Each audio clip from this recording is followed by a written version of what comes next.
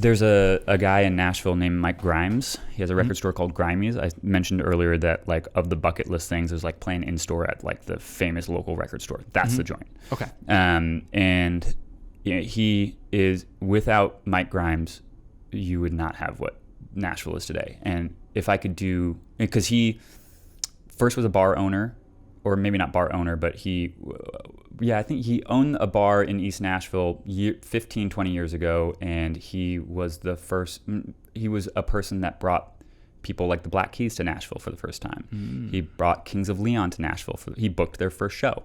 Damn. He booked the first show in Nashville for Ryan Adams. Or, didn't age well, but still, like... Now problematic Ryan Adams. Yeah, whatever. But, actually, that one's a tough one because he affected people I know. Yeah. So, like, when that first popped up, I was like, this is not going to affect me. And I'm still going to want to listen to him. And then I would go to test that theory, and I'm like, I don't want to listen. Yeah. Which was sad for me because he was my hero. Like, it's different than the Michael Jackson stuff and different than the R. Kelly stuff. Actually, R. Kelly's kind of similar. Just give a little context for people who don't know who Ryan Adams is. Why is his situation problematic? I know we've talked about this before. Yeah. So he's singer-songwriter in the Americana realm. He's he basically, his vibe was he would invite women to his studio or into his inner circle, and he would isolate them and pressure them for sex in exchange for producing their record with his notoriety, or and using his notoriety. And there were I shouldn't say a lot. There are people that I know that were in that situation with him, because Nashville is a small town and it's a very talented town. And so he'd just be trolling Instagram. Wow.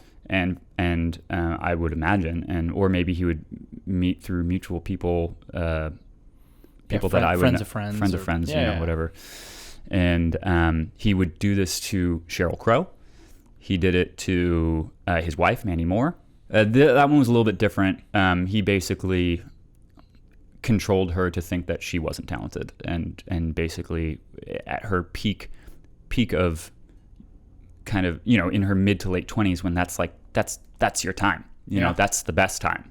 He suffocated her creativity and her ability to create, because he felt he was better and she wasn't good enough. She can't play any instruments, so she's not legit. And so shitty. Yeah, and so he's a shitty dude, and moral of the story, he's a shitty guy. And I knew that, and very similar to the R. Kelly thing, because we also know people that were either tangentially affected by R. Kelly, because we're in Chicago.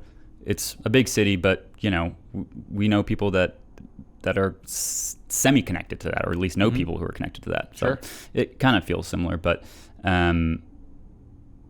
Where was I? You wanted me to explain Ryan Adams before that? I just wanted you to explain Ryan Adams because you were talking about him specifically, like with the Nashville scene. You were talking about how Mike Grimes. I was talking about. Yeah. So he a guy like if I can go somewhere else in this country and be the Mike Grimes for another community, that is my dream. So he got me some of my first gigs. He is indiscriminate as far as he's not too good to keep finding new talent. He's still doing it.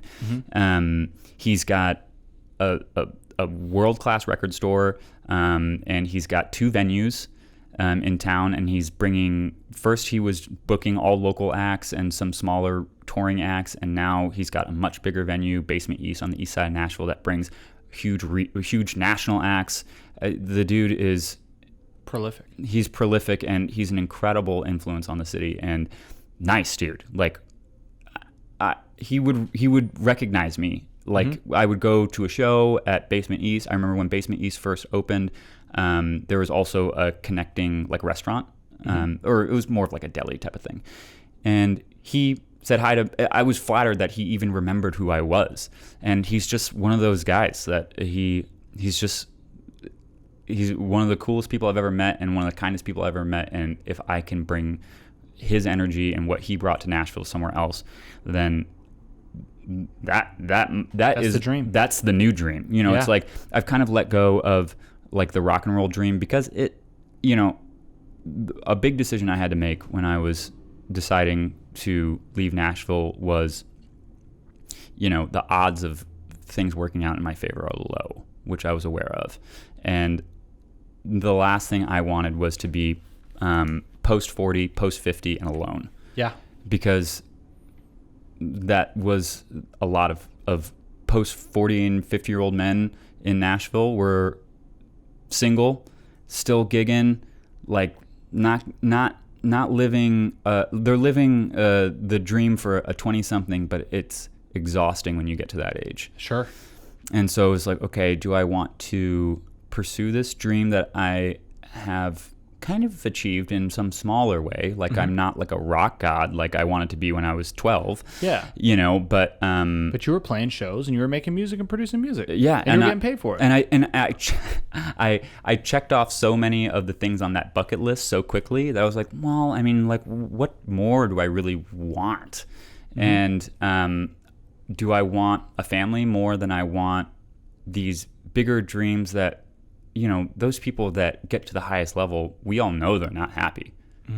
Ultimately, that success does not make them happy. Yeah, they have to find it in other things. They have to find it in other things, and so it's like I got to find it in other things, and I can't be dependent. And it's a constant struggle for me. I can't be dependent on, and I can't use music and my success thereof as a way to measure of my value. Yes. It's a dangerous, it's super very dangerous. Yes. You need to find value outside of it, 100%. Yeah. And so I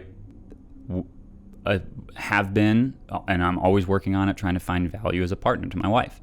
And because that is going to be, I think, more fulfilling when I'm 80 and on my deathbed than some stupid band that I want to play in. Yeah. Hell yeah, dude. That was the conclusion I came to. And I would be lying if there isn't a struggle within that to when I'm laying in bed, dying to play a show, thinking about how much I miss it. And then I have to remind myself that when I'm going to be thanking myself when I'm 70. Sure. Well, I think the key, and this is something that I talk about with the episode with Terrence. So by the time that I release this one, it will be last week's episode. But it's all about balance, you know. And I think for you, you know, a major key will be finding that balance between still being able to play some shows and stuff, but then also like being a good husband to your wife, you know, because you already know that the rock star life alone is not enough for you, and it's not going to be the thing that's going to fully fulfill you. And I think I would warn anybody who's an artist, never put all of your eggs in the artist basket, because it's not going to be enough. It'll fulfill a lot, and you need that. Like I need my creative outlet. I need to be writing. I need to be making these podcasts. I need to be shooting things, because that's something that makes me fulfilled. But it's not the only thing, and I very much need, like, you know, the affection of another person. That's an important part that I learned by being in my last relationship. I realized how important that will be for me in the long term of my overall success in life, so to speak. Having a family, I definitely do want kids, not anytime soon, but, you know, eventually. Yeah. And so finding those things and finding that happiness in more than just the one thing. And so I think that's super important. And I think that's a good lesson to end on. But this has been a lot of fun, Garreth. Yeah, man. I really appreciate it. Absolutely. Dude, thank you so much for having me. I would do it again tomorrow if I could. Hell yeah. Thank you. And I'll definitely have you on again. Cool. All right, cool. Thanks, We man. out.